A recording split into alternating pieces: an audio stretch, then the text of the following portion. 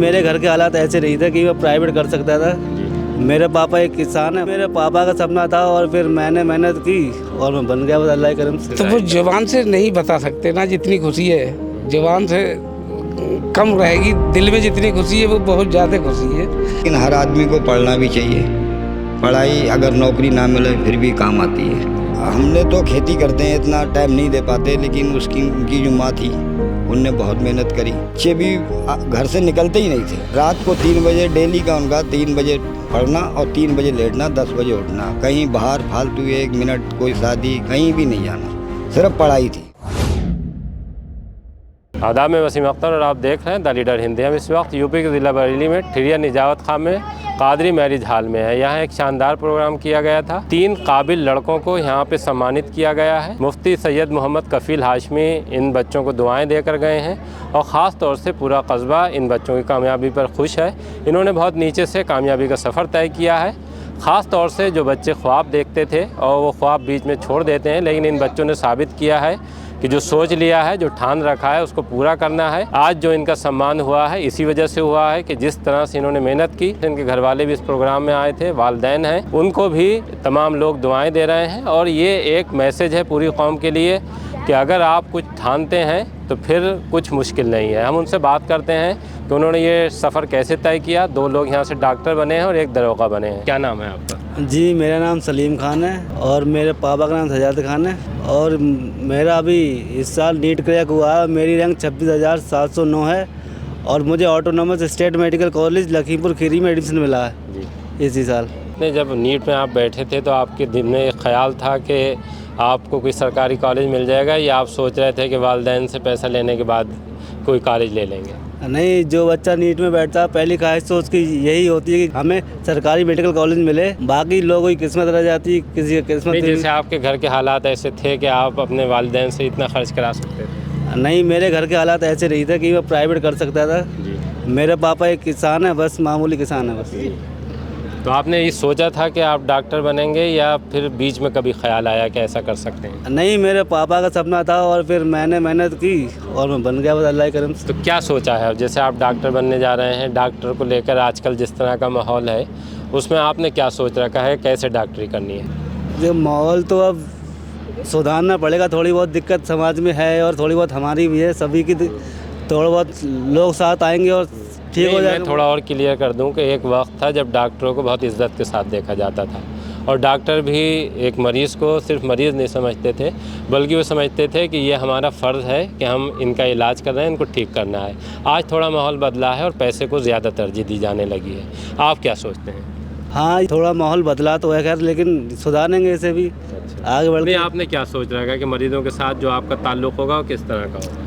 मरीजों के साथ जो मेरा ताल्लुक होगा वो बहुत ही दयावान और अच्छा, इंसानियत के जज्बे को इंसानी सामने जज्बे। रखता है। जी बेशक। आपके वालिद कौन से वाले हैं? क्या नाम है आप? सजाद खां। शहजाद खां, क्या आपने सोचा था कि आपका बच्चा डॉक्टर बनेगा या ये इन्हीं की सोच थी? ना, मैंने भी सोचा था। इन्होंने एक बार मुझसे स्कूल के गेट पे कहा था कि मैं ये करूँगा। मैंने बगैर सोचे समझे कह दिया करो। तो मैं इसके बारे में जानता भी नहीं था कि ये क्या चीज़ होता क्या नहीं होता है। हाँ। अच्छा, आपको नीट या डॉक्टरी के बारे में नहीं पता था ये कैसे होती है? हाँ, हमें उस समय नहीं। इस आप समय कितने पढ़े लिखे हैं? मैं तो ऐसे ही कम 8वें जमा तक पढ़ा हुआ। अच्छा, 8वें 9वें तक पढ़े। कितने बच्चे हैं आप? 4 बच्चे हैं। तो 4 में सारे बच्चे पढ़ रहे हैं या इन्होंने ही पढ़ा है? नहीं, सारे बच्चे पढ़े हुए हैं। अच्छा। हाँ, सबसे बड़ी लड़की है। उसने क्या किया है? उसने MSc किया है। अच्छा, तो डॉक्टर पहले हैं या आप? हाँ, छोटा बच्चा है सबसे ही। अच्छा, तो कैसी खुशी हो रही है जब एक बेटा अगर कुछ बड़ा लक्ष्य हासिल कर लेता है, बड़ा मकाम हासिल कर लेता है तो बड़ी खुशी होती है। आप उस खुशी को कैसे? तो वो जुबान से नहीं बता सकते ना, जितनी खुशी है जुबान से कम रहेगी, दिल में जितनी खुशी है वो बहुत ज़्यादा खुशी है। और उससे भी ज़्यादा ये खुशी है कि डॉक्टर पे उम्मीद टिकी होती है मरीज की। और अभी कोरोना आया था अपनी ठिरिया में, इतने परेशान लोग थे। अब मेरा बच्चा का डॉक्टर बन के बैठा होगा, खुदा न खाते पहले अल्लाह ताला ऐसा दौर ना आए। अगर ऐसा दौर आता है तो मेरा बच्चा मदद करेगा, पैसे की नहीं ज़रूरत है। देखिए, बड़ी बात है क्योंकि ज़्यादातर जब डॉक्टर बनते हैं तो हर वालिदैन की ख्वाहिश होती है कि उन्हें शहर में प्रैक्टिस कराएं कि ज़्यादा पैसा कमा सकें। आपने भी बेटे को भी सुना और वालिद को भी सुना।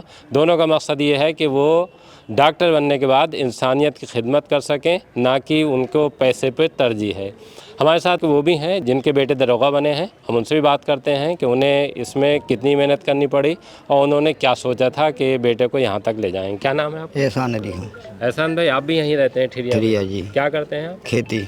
अच्छा, खेती करते हैं। तो आपका बेटा दरोगा बनने के बाद अब कहाँ है? जिला बागपत। क्या नाम है उनका? सारिक अली खां। शारिक अली खां। ये अकेले दरोगा हैं आपके उसमें ख़ानदान में, या और भी कुछ लोग जो हैं इसमें गए हैं? ये पूरे गांव में डायरेक्ट पहले दरोगा हैं, अच्छा।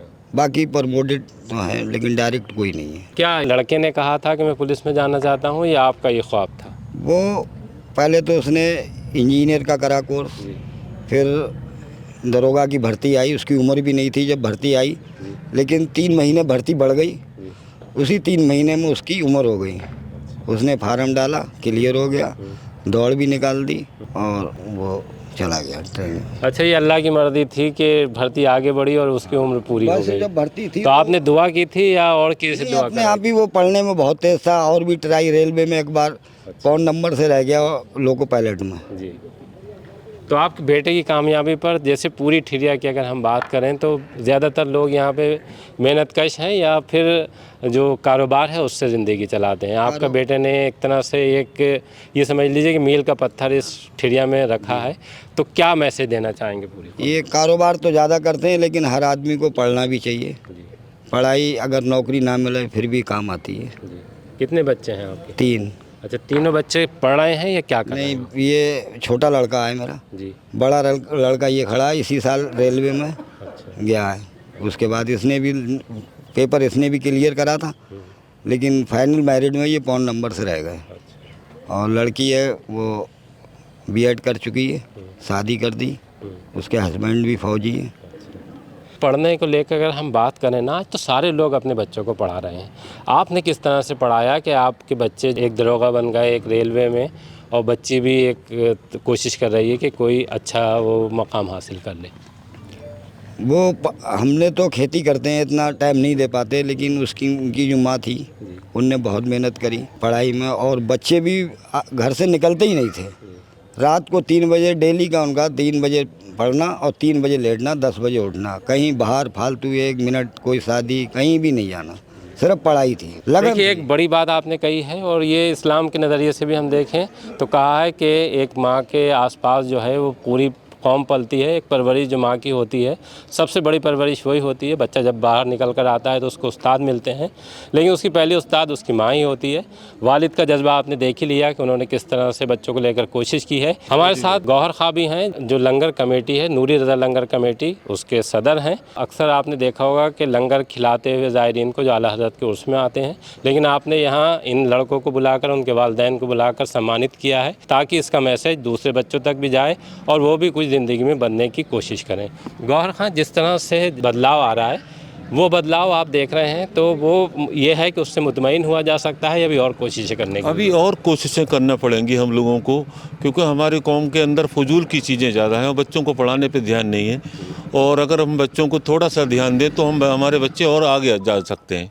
ये ज़रूरत है हमें, क्योंकि मेरा भी बच्चा पढ़ रहा है और कौम के कई बच्चे तैयारी कर रहे हैं। हमें इस ठिरिया के अंदर इस चीज़ का माहौल बनाना पड़ेगा। इसमें हम लोगों को और इनको, ये दरोगा जीवन उनके वालिद साहब हैं, इनको लोगों को मेहनत आगे लाना पड़ेगा कि देखिए किसान घर से बच्चा इनका दरोगा बन गया, ये बिल्कुल ठेठ गाँव के हैं, इनका बच्चा डॉक्टर बन गया, ये फ़ौज के अंदर सूबेदार मेजर हैं, इमामत करते हैं, बड़ी मेहनत करते हैं कौम के लिए। तो ये हमारी ज़रूरत है कौम के लिए और कौम के जिम्मेवार लोगों के लिए। फजूल चीज़ों से बचें और बच्चों की पढ़ाई पे पैसे लगाएं। अगर हम बात करें ठिरिया निजावत खां की, तो ये एक ऐसा कस्बा है बरेली का जहां मुस्लिम आबादी बहुत बड़ी तादाद में है, और जिस तरह से ये बदलाव के साथ कदम ताल कर रहा है ठिरिया, वो एक तरह से उत्साह बढ़ाने वाला और उम्मीदें जगाने वाला है। सूबेदार साहब भी हमारे साथ हैं, जो इमामत भी करते हैं। इस्लाम का एक चेहरा दिखाया जाता है कि इमाम होने का मतलब ये हुआ कि सिर्फ उनका अल्लाह से नाता और मस्जिद तक रहते हैं महदूद, लेकिन जिस तरह से सूबेदार भी थे और आपने इमामत की है। क्या नाम है आपका? सूबेदार आर्टिलरी टीचर इकबाल अली खान। अच्छा इकबाल भाई, जैसे हम अगर देखें तो आपको क्या लगता है, जिस तरह की सूरत बन चुकी है या जो छवि है वो बदल नहीं पा रही, इसके लिए क्या करना पड़ेगा? मैं अगर इस कस्बे की बात करूं तो ये कस्बा, अगर कभी भी आप इसका इतिहास उठा के देखेंगे तो हर माहौल में हर जगह पर इस कस्बे के लोगों ने हर कौम की, हर मजहब के लोगों की मदद की है, इमदाद की है। चाहे वो 84 का दंगा हुआ हो, तो उस दौर में भी इस कस्बे के लोगों ने इस नरियाबल से जो हाईवे निकल रहा है तो लोगों की मदद की थी और उनकी गाड़ियां यहां अंदर रखी थी 1 महीने तक, उनको खाना खिलाया था और उनकी खिदमत की थी और उनकी जान बचाई थी। तो अगर हम इस्लाम की बात करें तो मैं अगर अपनी ही बात करूं तो मैं अभी 35वीं साल मेरी सर्विस चल रही है। इसी कस्बे से मैं सन 90 के अंदर आर्मी के अंदर भर्ती हुआ था और मैं अभी रिलीजियस टीचर ऑन ड्यूटी पर हूं। और INI जो राष्ट्रीय एकता संस्थान है हमारा, रिलीजियस टीचर का ट्रेनिंग सेंटर, मैं 700 रिलीजियस टीचर को ट्रेनिंग दे के वहाँ से आया हूँ। मैं अभी वहाँ से पोस्टिंग आया हूँ INI पूना से। तो मैंने काफ़ी देश में काफ़ी बड़े बड़े राष्ट्रपति साहब के साथ भी 2-3 बार सर्व किया है। तो बड़े बड़े काम, मतलब कहने का ये है कि आदमी कहीं भी किसी मुकाम पर जा सकता है, कोई मनाही नहीं है। और यहाँ का आदमी जो है वो हमेशा सबकी मदद के लिए तैयार रहता है। तो इसलिए देखिए, मेरा सवाल था ये था कि मुसलमानों को अभी किस तरह की और तालीम की ज़रूरत है या तालीमी इंतज़ाम की ज़रूरत है, कि जो एक बड़ी तादाद, जिस तरह से अगर हम तरक्की की बात करें देश की, जो तरक्की में हमारी वो है शमूलियत, वो जो और लोगों की है उससे कम है। यहाँ पर सबसे पहले तालीम की बहुत बड़ी कमी है।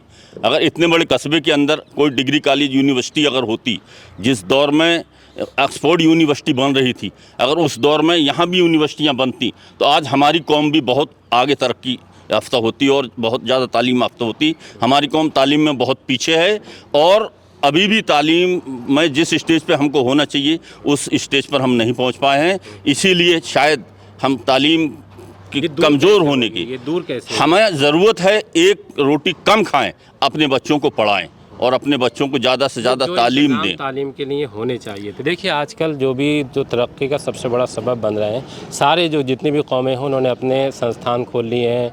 कोई डिग्री कॉलेज बना रहा है, कोई मेडिकल कॉलेज बना रहा है, बना हम भी रहे हैं, ऐसी बात नहीं है, लेकिन उस तादाद में हमारी जो तादाद है वो कम है, बहुत कम है। हमारे यहाँ IIT कॉलेज हमारे कम है, डिग्री कॉलेज कम है, यूनिवर्सिटी हमारी कम है। अगर जिस तरीके से अलीगढ़ मुस्लिम यूनिवर्सिटी खुली थी, जामिया मिलिया खुली थी, इसी तरीके से अगर और अब यहाँ बरेली की अगर हम बात करें तो अगर बरेली में भी इसी तरीके से और कोई यूनिवर्सिटी होती, IIT कॉलेज होते, तो आज हमारे बच्चे भी डॉक्टर और इंजीनियर बन के निकलते। तो ये बहुत कम है और ऐसी बात नहीं है पैसा नहीं है, पैसा कौम के पास बहुत है, बहुत लोग जो है करना चाहते हैं, लेकिन एक इत्तेहाद जो है, एक एकता जो है वो नहीं है, क्योंकि एकता में ही बल है। अगर वो एकता दिखाएं तो ये सब कुछ कर सकते हैं, हर मकाम को हासिल कर सकते हैं और जा सकते हैं। क्योंकि मैं ही इस कस्बे से उठ करके एक रिलीजियस टीचर के पद पर, जो कि बरेली के 30 किलोमीटर के एरिया में वाहिद अकेला आदमी हूँ। इंडियन आर्मी में तकरीबन 80 रिलीजियस टीचर मौलवी हैं, वाहिद 30 किलोमीटर के एरिया में वाहिद अकेला आदमी हूँ। तो जब इस कस्बे से आदमी वहाँ पहुँच सकता है तो कहीं भी जा सकता है। तो इसलिए बहुत ही अहम ज़रूरत ये है कि दीनी इदारों के साथ साथ दुनियावी तालीम भी जो है ज़्यादा अच्छे ऊँचे दर्जे पर हासिल की जाए। देखिए, अभी आपने सुना और जिस तरह से बात अलीगढ़ मुस्लिम यूनिवर्सिटी तक पहुंची है, तो जाहिर सी बात है कि इस कौम को फिर एक सर सैयद अहमद ख़ान की ज़रूरत है। एक नहीं बल्कि बहुत से सर सैयद अहमद ख़ान उठने होंगे। पैसे की कमी नहीं है, सिर्फ सोच बदलने की ज़रूरत है। सोच बदलेगी, इंशाअल्लाह माहौल भी बदल जाएगा। हमसे बात करने के लिए बहुत शुक्रिया मेहरबानी।